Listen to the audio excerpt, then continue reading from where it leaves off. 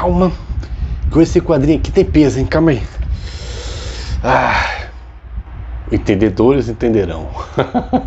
A tão aguardada publicação de Tex por essa dupla inigualável da Bonelli. Mauro Bozelli e Cláudio Villa. Quadrinho que demorou seus 17 anos para ser produzido. Cara, eu nem acredito que eu li essa história, meu Deus do céu. Vocês não têm noção, você que não leu, não tem noção o que é isso aqui. Nossa, mãe. Tá interessado em saber? Ficou curioso? Então, acalme-se aí, relaxa. Não precisa ficar nervoso, hein? Vamos curtir o vídeo e o review, cara, dessa monstruosidade aqui. Bora lá.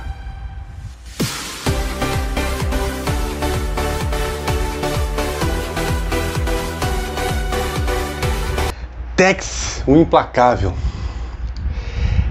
Essa história que está sendo produzida nessa coleção daqui da Mitos, né, a Tex Edição Gigante, que é uma edição até meio peculiar, vamos dizer assim, porque ela é uma coleção onde provavelmente os desenhistas, né, eles são convidados a fazer uma história única para essa Texone, né, como é conhecido lá na Itália. E essa história aqui, o Implacável, ela tem muitas curiosidades que são até interessantes a gente contar aqui. Primeiramente, por que demorou tanto? Por que demorou 17 anos para ser produzida? Vamos lá. Cláudio Villa, ele é um dos principais capistas, né? O principal capista de Tex.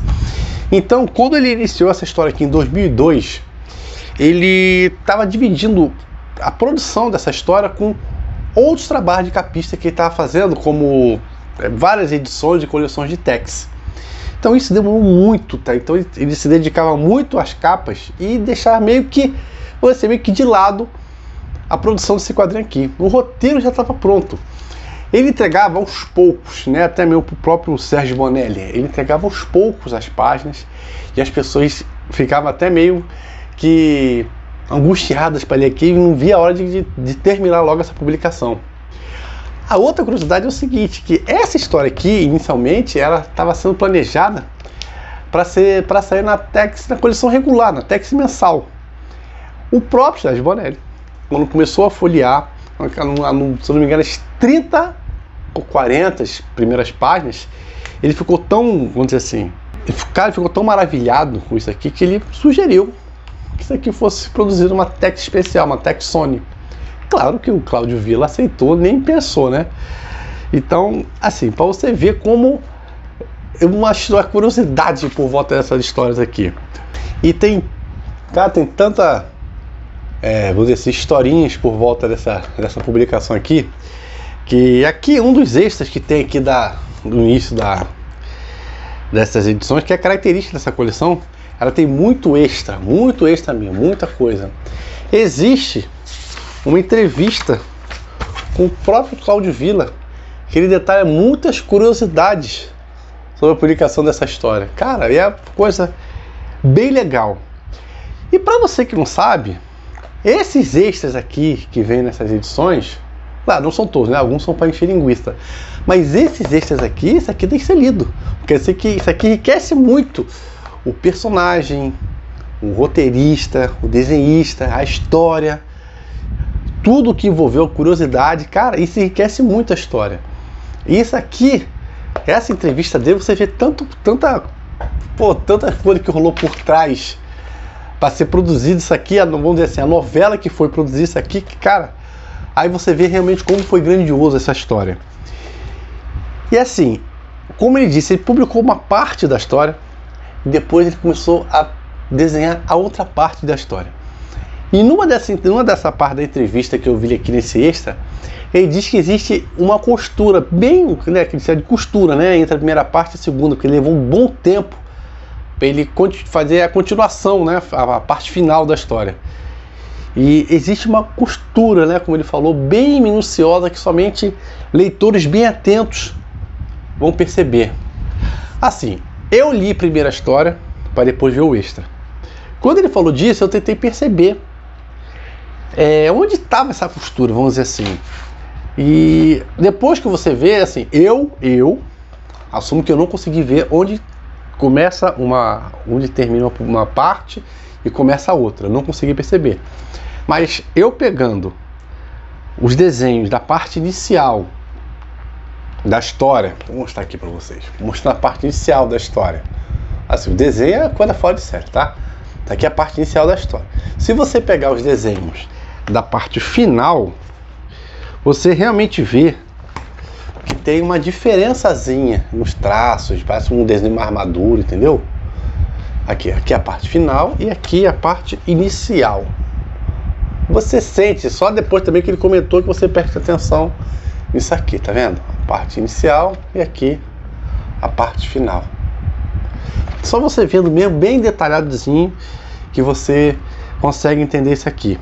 Enfim, curiosidades à parte, tem muita mais coisa que ele conversou, que ele detalhou nessa entrevista.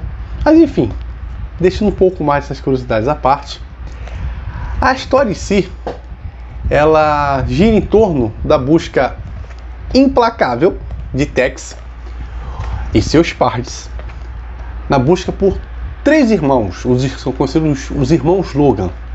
Um deles era condenado à forca, numa pequena cidade, e ele conseguiu fugir com a ajuda de seus outros 2 irmãos. Mas na fuga, eles mataram e deixaram gravemente ferido muitas pessoas da lei, né? O xerife e tal, todas as pessoas que trabalham com o xerife nessa cidade. Matou muitos e deixou muitos outros feridos. Então Tex vai ficar insaciavelmente, vai buscar os irmãos dele para poder vingar todos esses crimes que eles causaram. E durante todo o quadrinho não vai faltar perseguição, armadilhas, ciladas, muito confronto, mas muito confronto mesmo. Tirando as páginas iniciais, onde o Mauro Bozelli, né, ele apresenta a história, ele tenta dar um parecer, né, melhor para a gente poder entender o que está acontecendo. Tirando as primeiras páginas iniciais, que é a introdução, o resto é ação pura.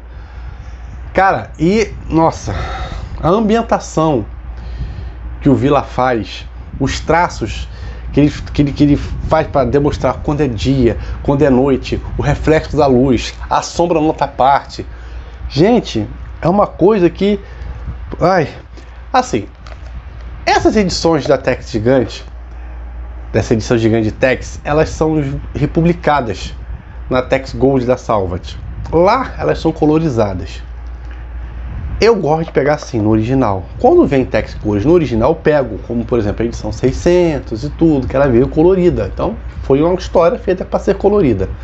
Agora, quando elas são colorizadas, eu acho que perde um pouco. Aqui, por exemplo, eu acho que vai perder. Deixa eu dar um exemplo de um, sei lá, cenário que eu acho que será ruim. Olha só. Por exemplo, essa parte aqui, olha a ambientação, olha aqui no Kit Carson, olha a sombra no chapéu, olha os detalhes da paisagem, tudo em preto e branco, tá vendo? Assim, a opinião é minha, tá? Eu sei que é uma opinião até humilde, né? Mas eu acho que colorizar isso aqui, uma opinião minha, eu acho que colorizar isso aqui é um crime. Crime, né? É um pecado. Não vamos exagerar. É um pecado colorizar essa história. Porque isso aqui dá essa grandiosidade demais. E até mesmo porque, né? Como vocês já perceberam, os desenhos dessa história aqui, pelo amor de Deus, cara, são impecáveis. O Cláudio Villa, cara, o cara é um monstro desenhando isso aqui. O Cláudio Villa, assim, não sei se pode ser considerado o melhor desenhista de Tex, mas sem dúvida, entre os top 3, ele tá nele.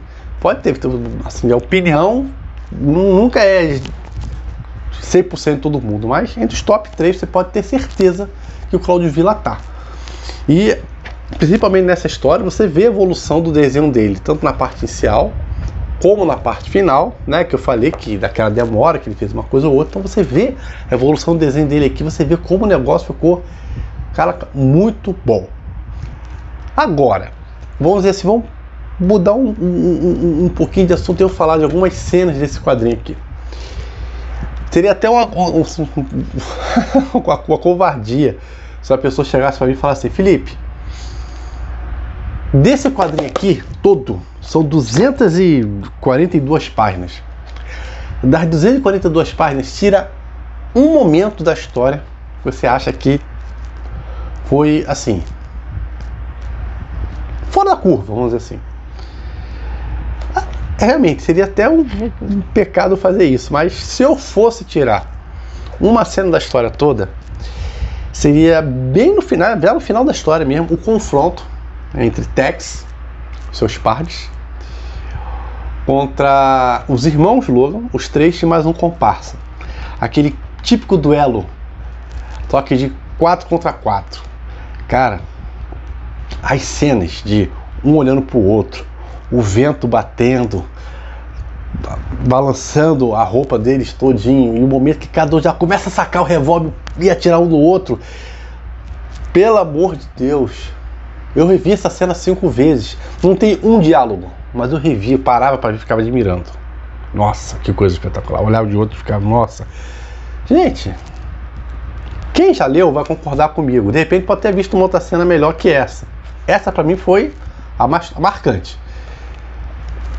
Pode ter outras com certeza. Pô, as feições, as emboscadas, os índios tentando cercar eles e tal. Pô, são coisas, nossa, espetacular. Mas para mim, essa foi a mais marcante. E eu espero, né, que esse vídeo, que eu tenha feito um vídeo, vamos dizer assim, o mínimo decente, para falar de uma obra dessa aqui, que isso aqui já é uma lenda. Eu espero que esse vídeo tenha sido uma coisa, pelo menos que tenha dado um pouquinho de base para essa monstruosidade aqui. Galera, quadrinho falado, quadrinho indicado.